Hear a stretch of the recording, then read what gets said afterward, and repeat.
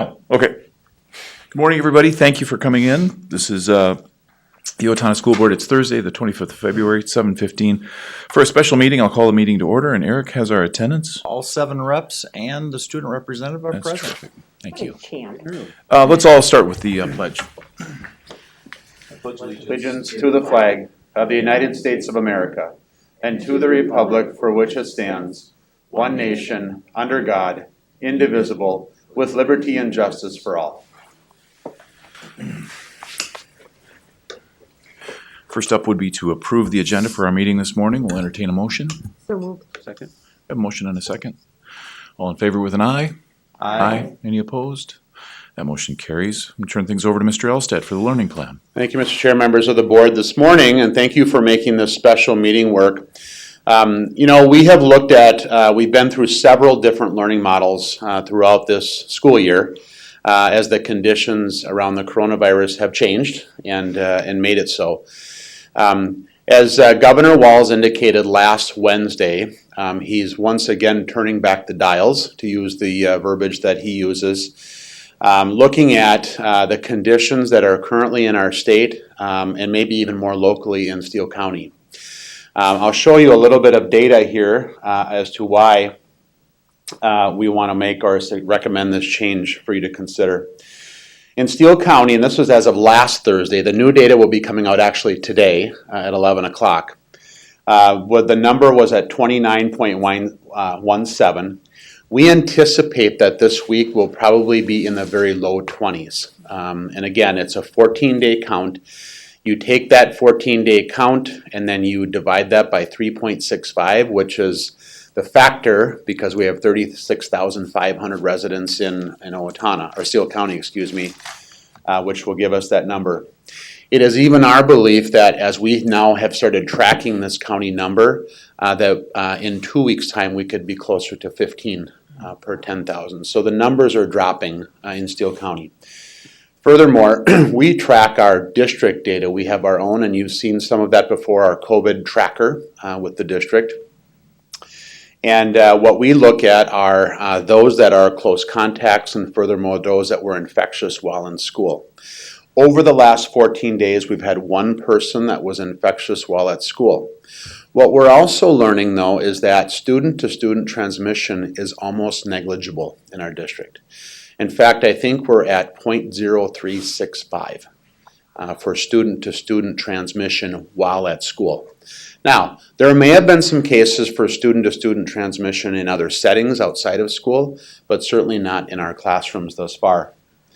The other piece of data, obviously, that has certainly come in our windshield right now is vaccinations. Governor Walz very graciously put educators and child care providers in the priority list. We have been working through that right now. As of next week, our staff, including bus drivers, coaches, substitutes, everyone that works with our children, will have at least their first dose. And then again, as this slide indicates, as of March 30th, 95% of our staff will have accepted a vaccine will have their second and final dose. This is a critical factor, and I want to just pause here for just a moment. One of our biggest issues with trying to look at bringing more and more of our students back in person has been staff availability. In the event that we had a student that was infectious while at school and the teacher may in fact have been a close contact, the quarantine rules right now do not allow us to bring back that teacher until the 8th day, so 7 days of quarantine, and that is with a negative test. If you think about that across our district and the number of classroom opportunities there would be, in very quick order, we could see 20 to 25 of our staff or more have to go into quarantine, and we lose their ability to really teach. So within that, the other factor is that I've mentioned to you a couple of times, we have a very, very limited group of substitute teachers. That group has sort of dropped down because, again, we have some of our retired educators and others that have helped us out in the past that are simply stepping aside this year because of the fear of coronavirus. So anyway, that's a critical factor in getting staff vaccinated, because I'll go back to this premise that the CDC has recommended that once staff have received their second dose, there is a waiting period just beyond that. I think it's 14 days beyond that. We actually do not have to quarantine at that point. And that was the latest recommendation from the CDC. So staff availability is a big part of the decision for this move. We sent out a family survey last week. I would share with you that the number of responses is the greatest response we've ever received in any survey we've sent out to our families. This closed at 3 o'clock on Tuesday afternoon, and the latest numbers indicate that 82.3% of our parents indicated that they wanted their secondary students to return in person 4 days a week, Monday, Tuesday, Thursday, Friday, at 100% capacity. And then again, the converse of that would be 17.7% indicated that they still felt comfortable with returning in a current hybrid model. Understanding this and seeing the response from our parents, it's imperative and that we see this and understand that we're serving our families by at least recommending this shift to you. I also want to just point out that this survey was not sent to our families that are currently doing distance learning and have made that choice, because when they made that choice for second semester, we told them that that was going to be their choice for the remainder of the year, because it has really severe staffing implications for us if we're moving that number back and forth all the time. There was some additional guidance that came out last week with the governor's announcement from the Department of Education and the Department of Health. First and foremost was social distancing. Up until now, we have had to maintain 6 feet of social distance between our students. That number has now shifted to 3 feet. What I will share with you is that within our guidance for parents and for our community, we are going to do our level best to get to 3 feet. There are some classrooms in our district where it will be a real struggle to do that. But we are going to make sure that we are doing our level best. And so over the course of the next couple of weeks, as you see our timeline, we are going to start going into classrooms and making sure that we're moving the right furniture around to get as many students as safely as we can into our classrooms. The next part indicates, and this is another change around county level data. As I explained to you back in December when we made the shift for our elementary students to bring them back in person, the county level data for that kind of went away, and that still isn't a factor for our elementary attendance. However, for the secondary, middle school, high school, and ALC, it makes a difference. If the cases in Steele County, and I mentioned that very early on, the cases are continuing to drop. If we were to get somewhere between 0 to 10 cases in that 14-day count, we no longer then have to monitor social distancing, nor do we have to do contact tracing investigations. So again, this is my plea for our community, for those that are watching and listening. We need to continue doing the mitigation strategies that have been suggested for over a year now, which is mask up, wash your hands, keep as much distance as you can, because the county number makes a real difference for us.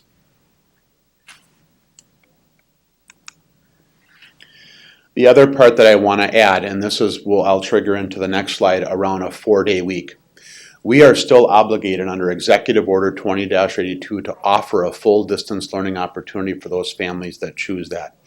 Currently, in our middle school, high school, and ALC setting, we still have about 500 students that are partaking in a distance learning opportunity. So it's a big number. And we want to make sure that we're following that executive order. Did I skip a slide here maybe? No, I did not. What you'll see then is, whoops, pause that, doggone it. There we are.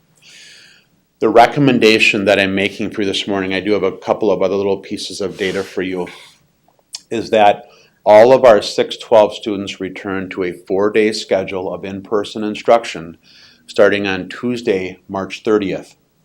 And we will continue to offer that distance learning option to families that have chosen that option, again, as per the executive order. Why a 4-day week? Again, in order for us to meet that executive order, it's important that our teaching staff at the middle school and high school and ALC have a unique opportunity every Wednesday to connect with our distance learners. When you think about staffing different models, as I mentioned to you at our last board meeting, we're in the process of applying and hopefully will be accepted to offer a fully online academy.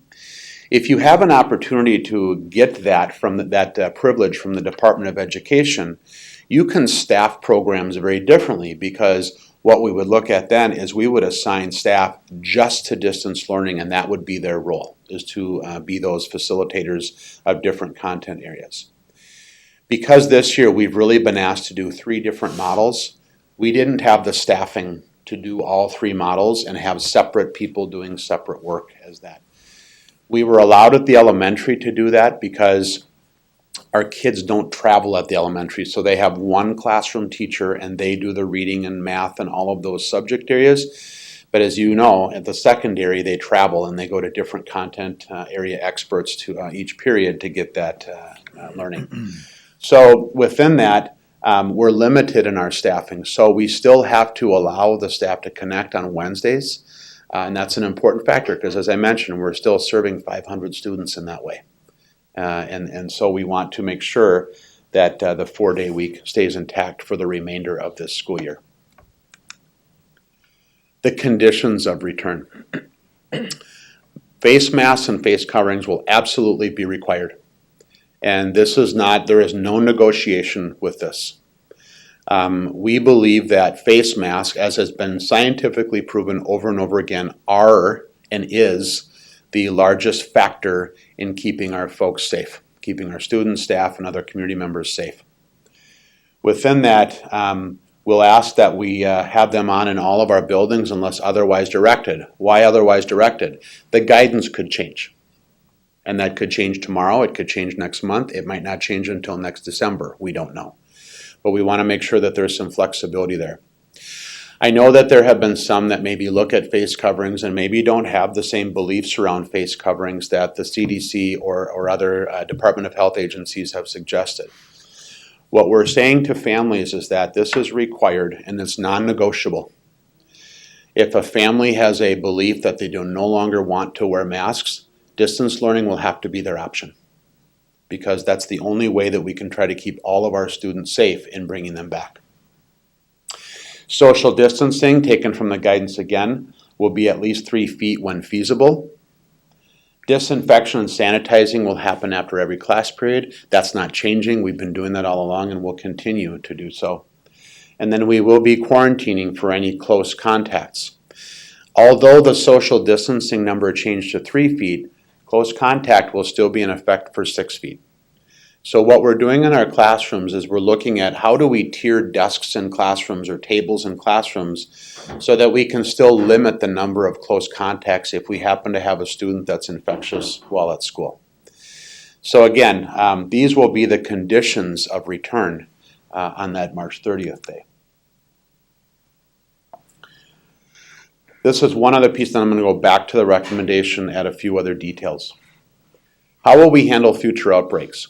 Well, up until now, we've really been monitoring county data, and as you saw back in November, we used the county data to move to distance learning because we were experiencing an outbreak in our community. That has changed, and so now what's being recommended by the Department of Health is that we're utilizing what we call our Ili Indicator, which is the influenza or now COVID-like illness symptoms.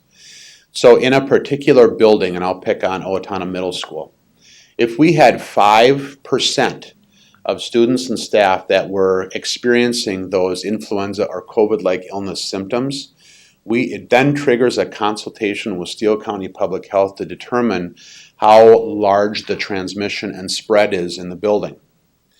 Why don't we automatically close at 5%? Because there are some reasons that we may not have to. Like, if there happen to be 3 or 4 families that might have a couple of students each in their family that are attending, that's not considered large spread. That's considered familial spread and doesn't necessarily have as negative of impact or a larger spread as the 5% would indicate. So again, we are consulting with Steele County Public Health. We have consulted with them all along the way. And as of this past Monday, when preparing this recommendation, Amy Karen, the Director of Public Health, gave us, as well as our colleagues in Medford, Blooming Prairie, and NRHEG, the green light to get started. I want to talk a little bit about the timeline and why it's important for us to wait until March 30th. First of all, there's many reasons, the first of which is it's a natural break in instruction for our students at quarter break. We have a spring break in there, which is March 22nd through 26th. The other piece is that in a district this size or larger, it takes time for us to do the things that are necessary to follow the mitigation strategies that are recommended, like finding spacing in our classrooms to make sure that we're doing our level best to do so. Furthermore, in the cafeteria, we have to find safe ways for our students to eat lunch, and it will look a bit different than it has. Because again, those are the conditions for our return. We have to look at staff availability again, and I mentioned that with vaccinations and how important those are to us for having the available staff to staff our classrooms. The other part is that with this waiting period, it allows families to transition as well. So if we think about the dates and what will be communicated to parents upon your approval this morning, is the week of March 15th is when we really start to make our shift. Monday, March 15th for our middle level high school and ALC will be a group 1 day, like we've been doing hybrid. Tuesday the 16th will be a group 2 day. Wednesday the 17th will be our distance learning day. Thursday the 18th is when we start to make the transition. So that will be a full transition day on Thursday, March 18th. There will be no instruction offered that day because our teachers will be starting to move things around in classrooms and getting themselves prepared. Spring break for us is from Friday, March 19th until Friday the 26th. And so those again will be the planned days that we've already had away from school. Then we come back from spring break on Monday, March 29th. That will be the second transition day. Those changes are needed really for us to, again, there's a different curriculum and a way we have to offer it now because what we've been doing is having 2 groups come in and the curriculum has shifted to accommodate that. Well, now that model is changing again where our teachers could have 35 kids in front of them again 4 days a week, and so we need to change things within scope and sequence.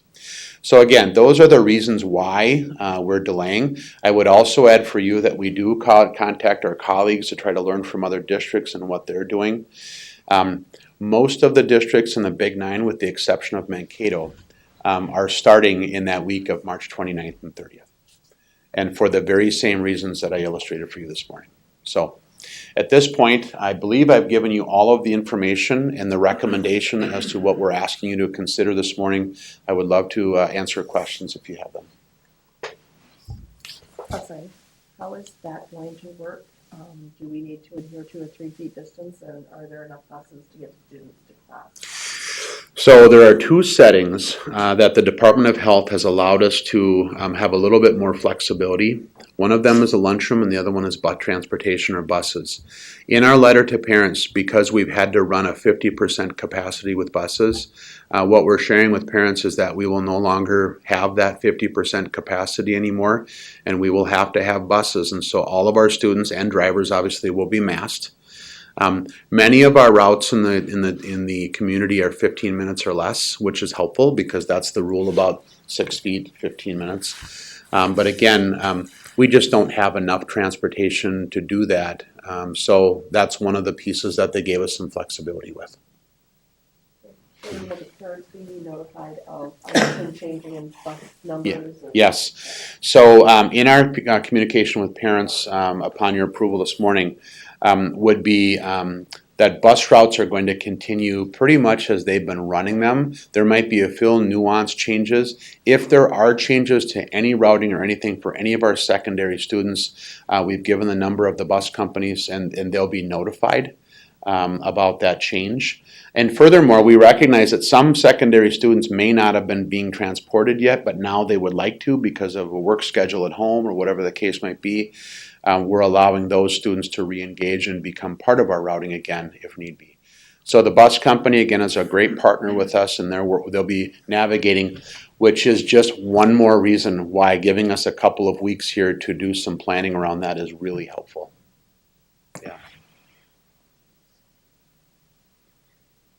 I just want to take a minute, Jeff, to thank you for your leadership on this and your staff and the team. It's unbelievable. I imagine there's going to be a significant community exhale Tuesday morning at 8 a.m. when 6 through 12 is back. It's a step towards normalcy, what our kids need, what our community needs. So just thank you so very much. This is fantastic. Thank you. I would add, and I want to echo this, we have a great staff in the school district. And there has been really nobody looking at me. I mean, there's hesitation, right? Because this is another step, and it's one of those things where now we have all of our students back. But I would tell you that every one of our educators wants our students back in classrooms. And it's just going to take a little time to adjust to that and get things back to where we were. But again, I want to just make sure that staff get that credit as well for their excitement and also just passion and commitment to our students. Thank you. Yeah, I guess I have a couple questions, Jeff. And of course, obviously, this work is more than any of us can probably appreciate. So I would echo, what Jolene has to share. I must admit, I'm feeling impatient, though. I wish we could get there sooner. And I'm not, pointing fingers and holding any one person accountable. I guess a couple of questions to that point.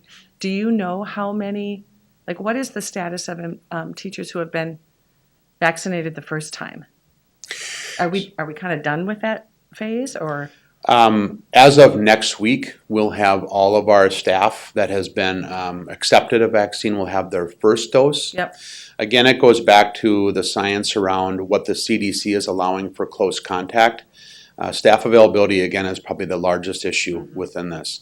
And when we get to that date of the 30th, we'll have achieved second doses for, like I said, 95% of our staff, which is probably the biggest reason why we're delaying. Yeah, because I must admit, I look at this and I'm like, yeah, but that's 4.5 weeks from now, and can we do it in 2, or could we, Well, I realize spring break is in there, which is sort of fortunate, and maybe, I almost wish spring break started next week.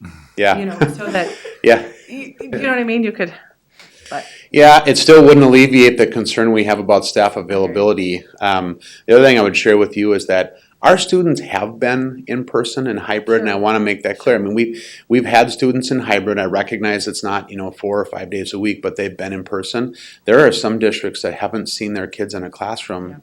Like I'll turn to our colleagues in Rochester. They have not had a secondary kid in their classroom since last March.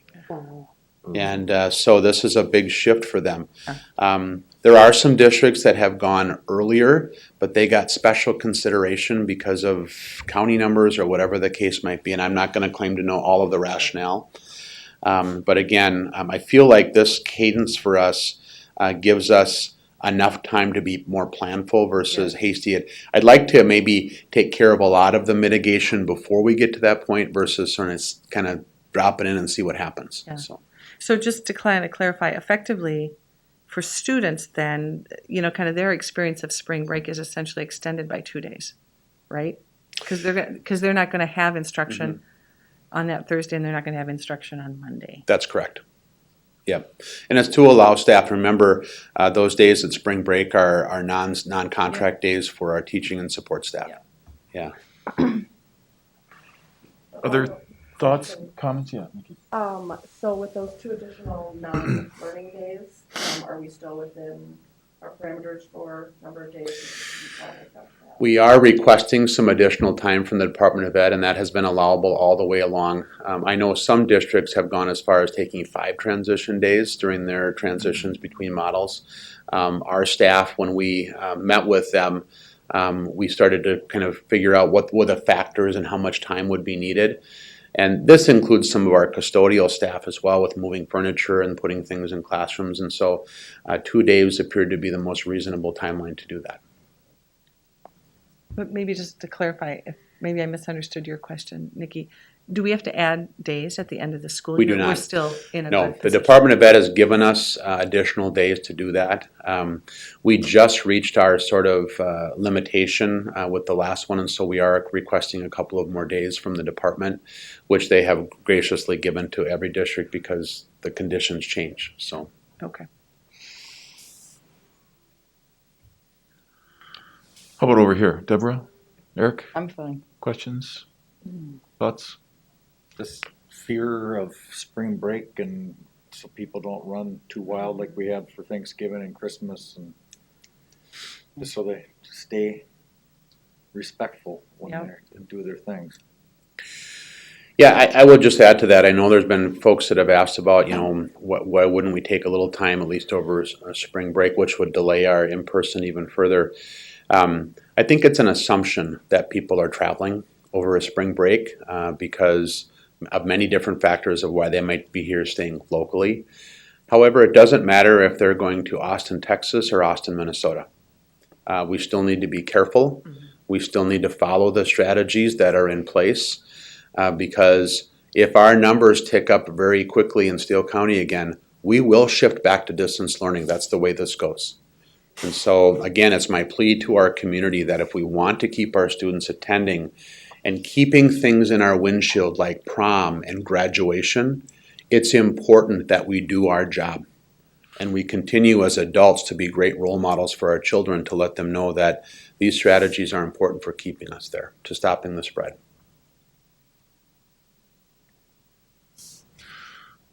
Daniela? Yes. Student perspective? I would like to say returning back to all 4 days would help students academically like a lot because just like those 2 days, I know that a lot of students like really struggle just to to stay on track, I guess, and just returning to those 4 days would just help to like be back to like the normal, I guess, and also just helping like with the teachers constantly being there every day for us and just helping us with anything that we're struggling with.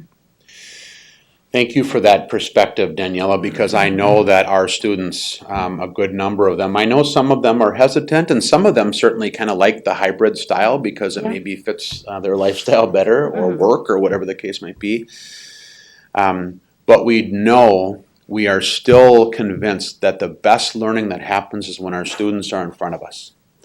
And returning to this way, I think, will offer those connections. I want to add one more piece I think that's important. We have no illusions that this will be much different because remember, we have not had students in our building for more than 2 days a week for a year. This is a big deal for us. So this shift in models is not just about flipping a switch and everyone's just going to come right back to where they were pre-COVID. There are going to be some trips and trials and along the way because re-engaging students in that schedule, re-engaging students in that learning, and even though learning has been remote and some kids have done wonderfully, other students have not. And so we've got some work in front of us. And but we know that this is best for our students, and quite honestly, we believe this is the best plan right now to do that. Is there a date for parents of students that are presently in the hybrid and in person? Is there a date that you need to know by? For instance, if they're saying, I was okay with it the way it was, but I'm uncomfortable with it with students there 4 days with that many students, I'm going to switch to distance. Is there a date that they need to notify the district by so that you can make changes with regard to whatever staffing changes that might be necessary? There hasn't been a date necessarily declared. However, what I would urge parents to know is that if they're considering that they should contact the high school to at least make them aware that they are looking to do that sooner than later.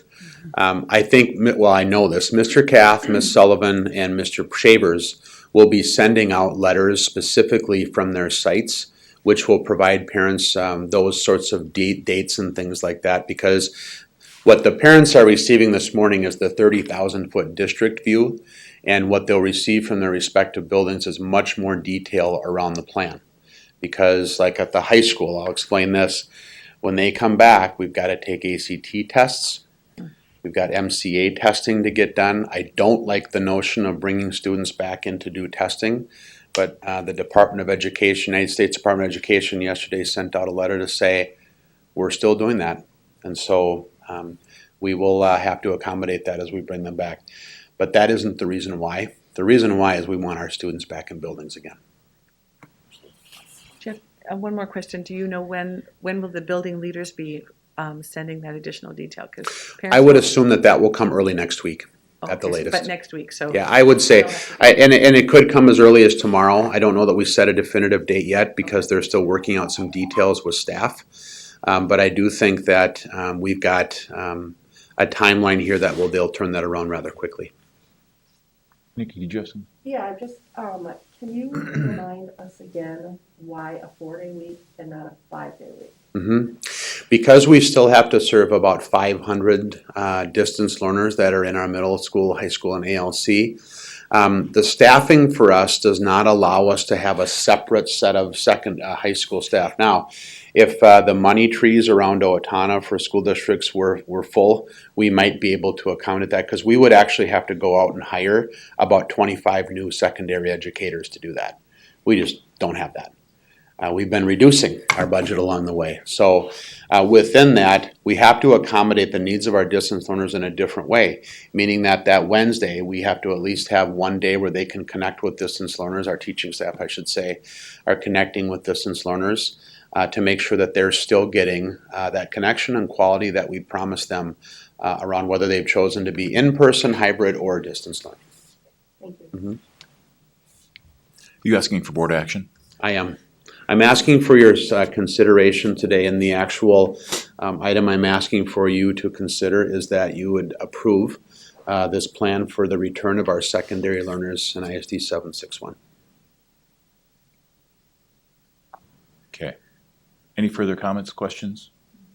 Well, yeah, as a parent of a junior, I've watched through this distance learning and hybrid learning model. I would say having the kids, giving them the opportunity, making this a reality is pretty important. If we can do it, and I think from what I've heard from Mr. Elstad, we can do it. Let's give them a chance to be in school 4 days, and we can get that instruction the way, the best way we can. Yep. There's no perfect answer. No. There's no bullseye with this. And there are people in our community that would be on one end of the spectrum that says, look at the numbers. We don't have a problem here in Steele County. Things are fine. There's a perspective that says, why are you waiting 4 weeks? Let's do it in 2. And there's another perspective out there that says, hang on. Mm-hmm. This is working. It's not the greatest, but it's working.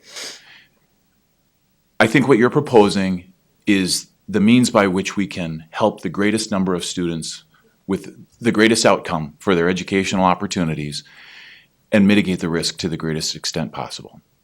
So with that, I'm going to make the motion that the board approve the recommendation of the administration regarding the return to classroom on March 29. Second.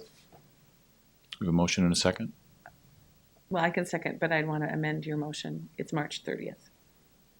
The transition day is March 29th, Yeah, but the thank you. 30th would be, thank you. Yeah, if you'll all accept that amended motion to March 30th. Second. We have a motion and a second. Any further discussion? All in favor with an aye? Aye. Any opposed? Motion carries. Thank you. Need anything more from us? I don't believe so. Thank you for your time this morning. And thanks for your thoughtful consideration. This was tidy. Thank you all for coming in this morning. Much appreciated. We'll entertain a motion to adjourn. So moved. Second. We have a motion and a second. All in favor with an aye? Aye. Any opposed? Motion carries. Thanks, folks. Have a good day. Do you need a pass for this?